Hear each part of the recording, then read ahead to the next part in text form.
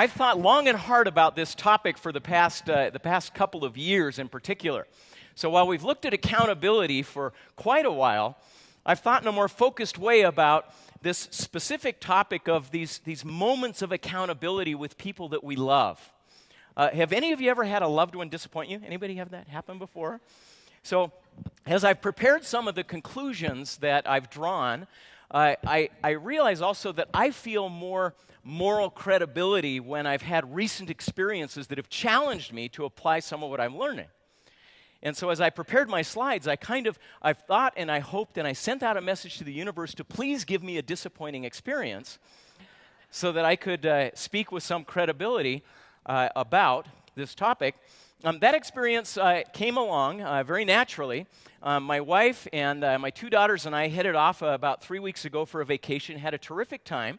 And one member of our family, who will go unnamed, stayed home, had some other commitments, and we left with just a few expectations, just three, as a matter of fact. First, we said, please, while we're gone, don't wear your dirty golf shoes into the house. Easy request. Second, we said, please don't fire high-caliber weapons in the living room. Fairly easy to request. And finally, we said, please don't throw raucous, huge parties with out-of-control teens while we're gone. Can you guess which of those was the problem? So it's Sunday morning. I wake up in Rome, Italy, and get a text message from our neighbor. Now, I didn't know if you're familiar with this, but there's this wonderful technology where you can actually text along little video clips, so you can feel like you're there. Now, it's 8 hours earlier in Provo, Utah, so it's about midnight here. And let's play the video. It's not clear from your site what's going on, but see if you can pick up from the sounds what's happening in my home.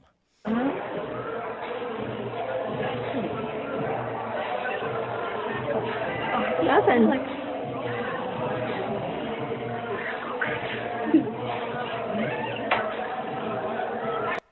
So our neighbors helpfully sent this along, and I thought, gee, there seems to be an expectation gap between what I thought would happen and what appears to be happening now. So I attempted to place a phone call to my son/daughter, indeterminate age or sex, and there was no answer on the phone. I recalled, of course, that under age 29, you don't use phones, you use text. So my thumbs hovered over the keypad on my phone as I prepared to compose a sentence to engage this person in an accountability conversation. And my question to you is, in that moment, what would drive your thinking? How would you compose that sentence? You've got 128 characters, right? To begin this accountability conversation, what would you say and why? Well, this is a topic that I've spent 25 years studying, my colleagues and I. And then the last 2 years, I've thought more about this special case of it's a loved one, it's a life partner, it's a son, it's a daughter, right? It's a cousin. It's somebody you care deeply about and have a sustained, intimate relationship with. And I want to share with you my considered conclusion. My answer to the question, how do you hold those you love accountable, is don't. Now, I'm going to qualify that answer in just a moment, but I want that to sit with you for a moment. The first message I want you to take away is don't. Don't hold them accountable. That's not the goal. Now, as I've thought about this, I looked for a thought partner. I wondered, is there somebody out there who's thought about this special case deeply and has lots of practical experience, has amassed a body of evidence about how to deal in these special moments in a way that produces a much different outcome? And I found a hero by the name of Jim Sporleder. Heroes are the people that are running into the burning building when everybody else is running out. Jim Sporleder is a high school principal at an alternative high school in Walla Walla, Washington. He ran into Lincoln High School when there were 1,000 reportable incidents per year. Now think about that in terms of number of incidents per day. Now incidents isn't like when I was in junior high school throwing spit wads. These are gang fights. These are assaults. These are drugs in the school. Or the more garden variety kinds of incidents that I want you to take on right now. So pick a partner, somebody at your table. I want you to go with me into an accountability moment. So buddy up, find a buddy.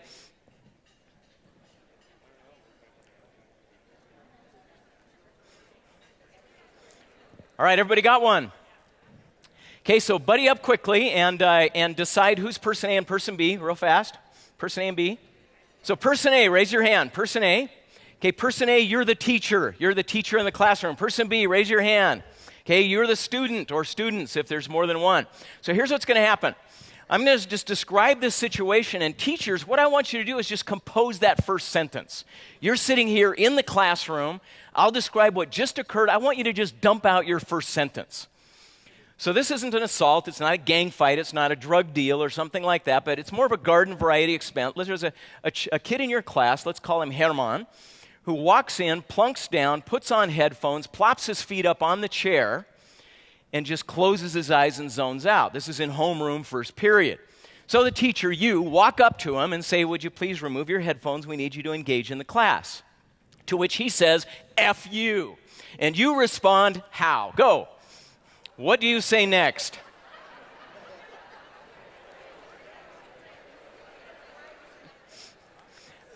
All right, so like me with my thumbs hovering over the keyboard, this is this moment, right? And the question is, how should we frame that moment? How do you think about this special moment of accountability with somebody with whom I need a relationship of high and sustained trust? Well, here are the few conclusions I want to tease out with you as we talk today. First, if your goal is accountability, what you're going to get is fear, not empathy. So that's why the answer to the question, how do you hold those you love accountable, first of all, is don't. That's not the goal. If that's your goal, what you're going to do is provoke the opposite of what we want. Second, accountability isn't the goal, it's the fruit.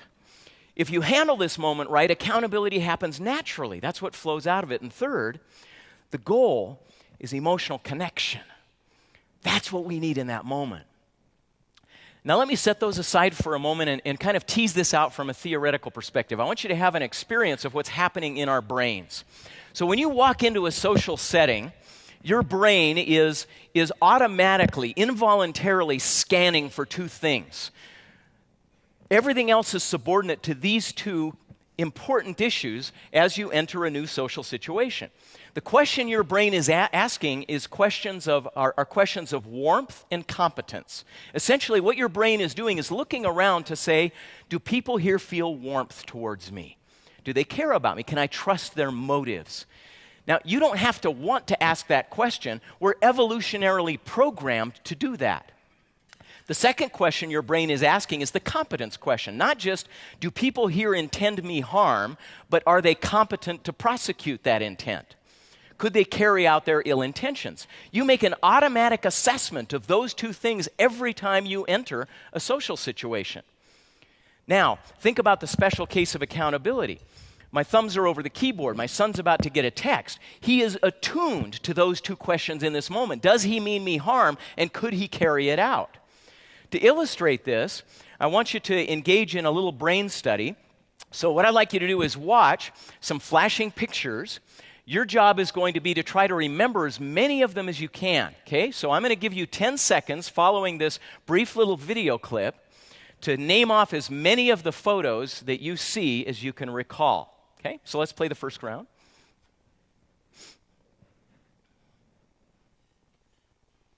All right, go. Name them off. 10 seconds. Count them as you do. Count how many you get.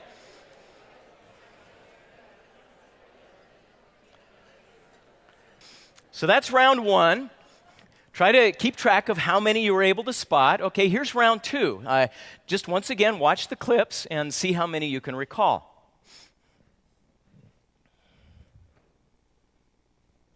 All right, go. 10 seconds.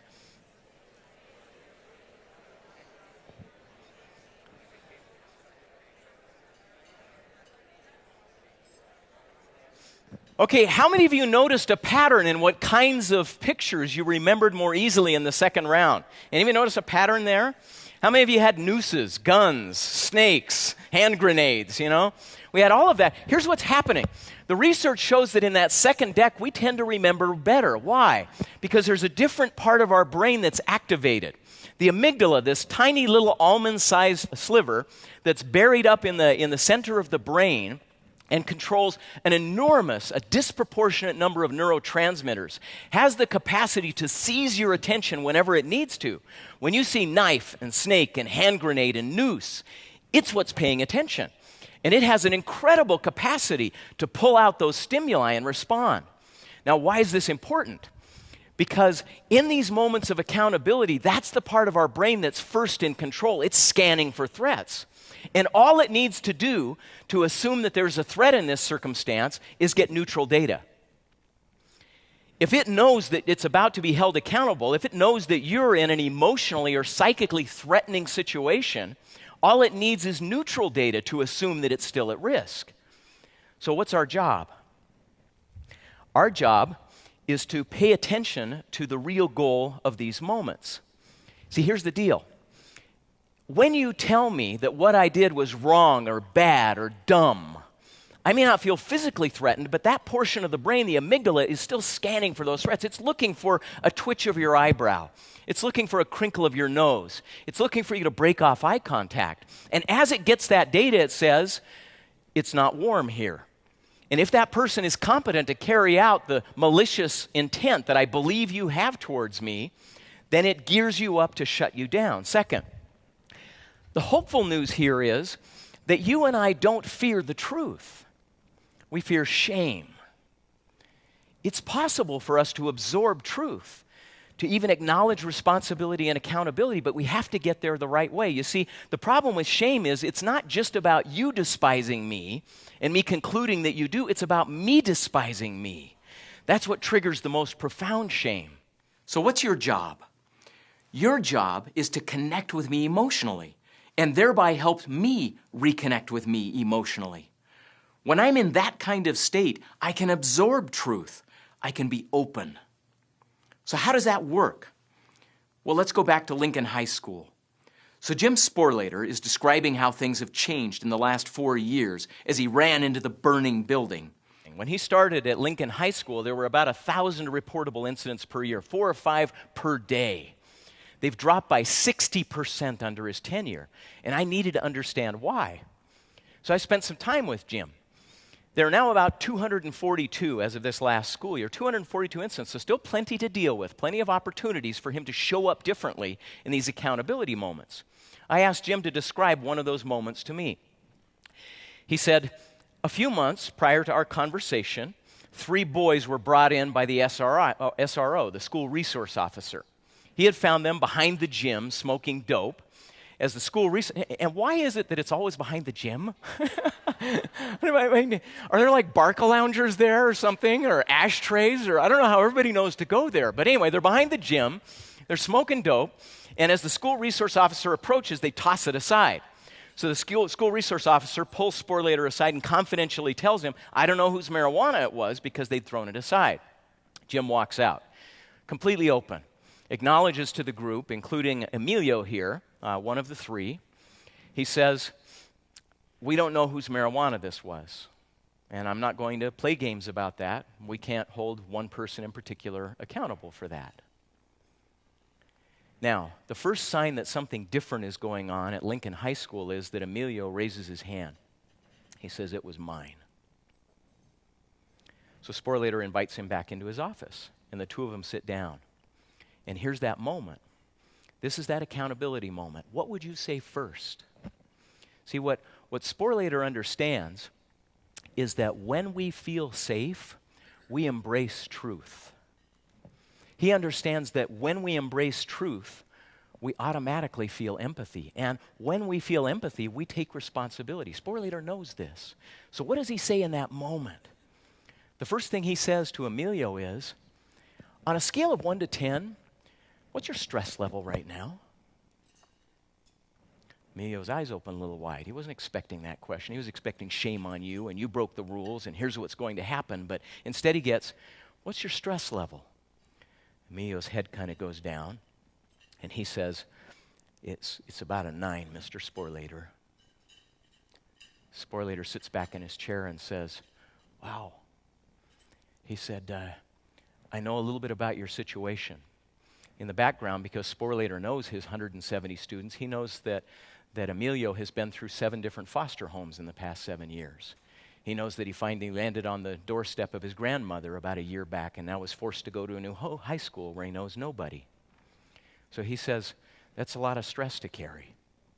He says, I wonder if the marijuana is a little bit about that. He said, did you smoke dope this morning? Emilio says, yeah.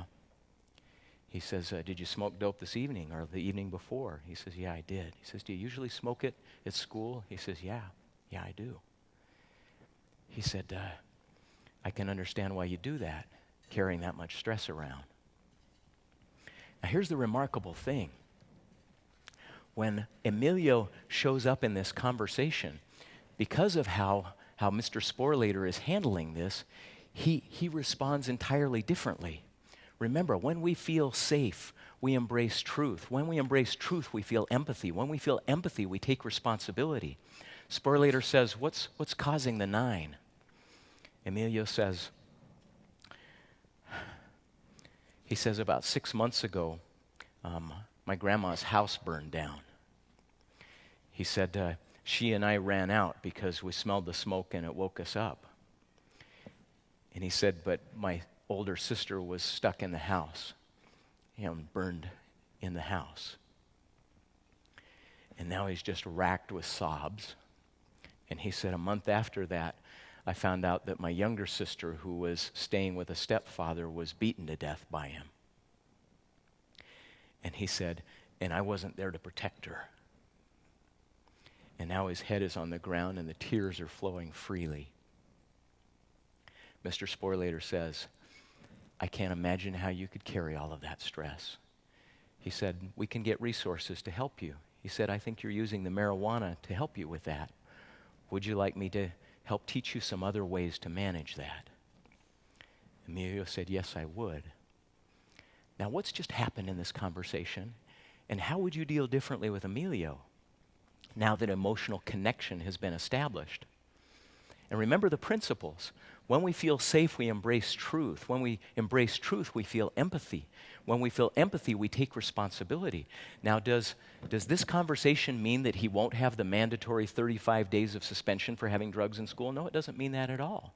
Does it mean he won't go to juvenile detention as the law would prescribe? No, it doesn't mean that at all. He went there, and he got the suspension. But what was different was what happened to him while on the suspension. I want you to listen to Emilio in his own words. What phrases pop out to you as you hear him describe his experience of being on detention or being on suspension?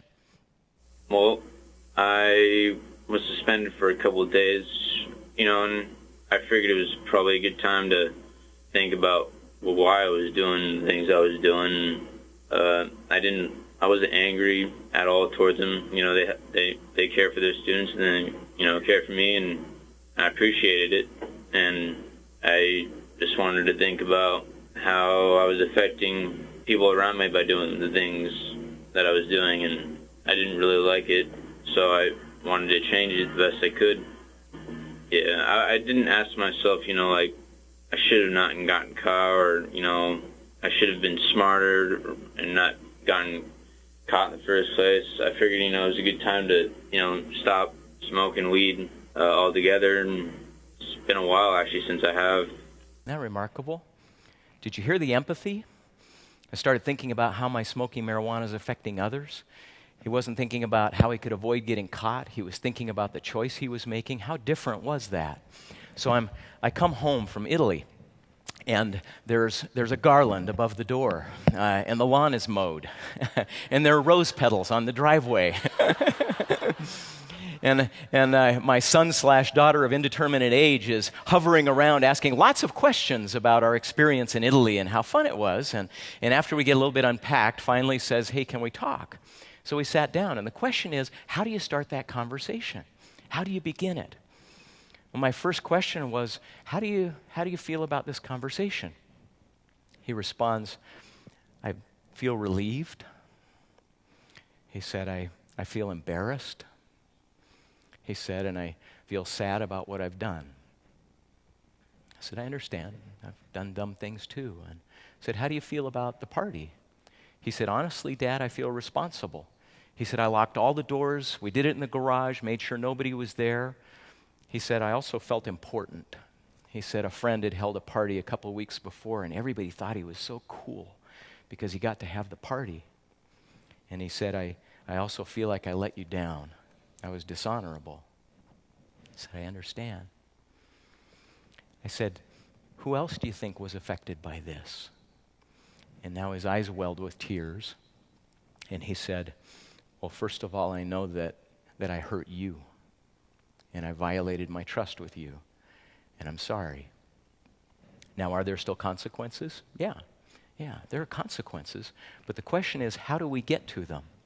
Remember, if your goal is accountability, we provoke fear, not empathy, and they're looking for fear in that moment. Accountability isn't the goal, it's the fruit. The goal is emotional connection. And when there's emotional connection, will they always take responsibility? No. But they never will when you're not emotionally connected. There's no possibility of that.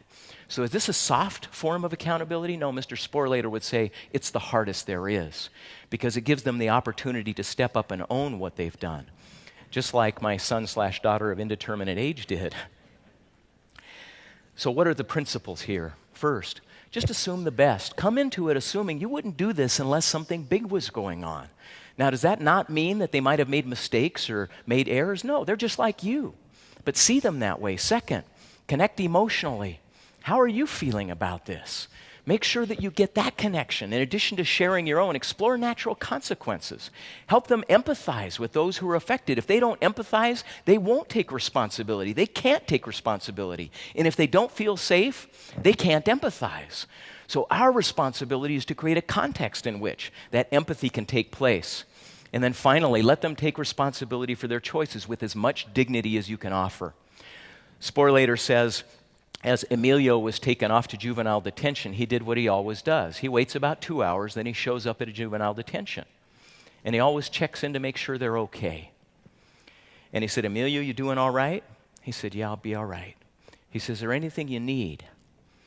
It's evidence of how that conversation went that Emilio's only request was a hug from the man who helped him get sent to detention. I called Emilio about a week ago. I asked him for permission to share his story with you, which he boldly and courageously asked me to do. I said, how's it going? Emilio said, I just graduated. In fact, not only did he graduate, but the last 6 months of high school, he went to evening classes to learn welding. He's applying for the National Guard and will enter it in 3 months. He said he's hoping to use that to get away to get into a junior college to earn a degree. That one moment of accountability with Mr. Sporleder changed the trajectory of that one young man's life. These are moments of disproportionate influence. And we have the privilege of influencing not just how others respond to those, but also reflecting on how we do ourselves. Our moral authority to influence others in the world comes from our efforts to seize these moments and help change the trajectory of those we love in a positive way. I wish you the best for the next 2 days. We welcome you. We appreciate the work you do. Have a wonderful conference.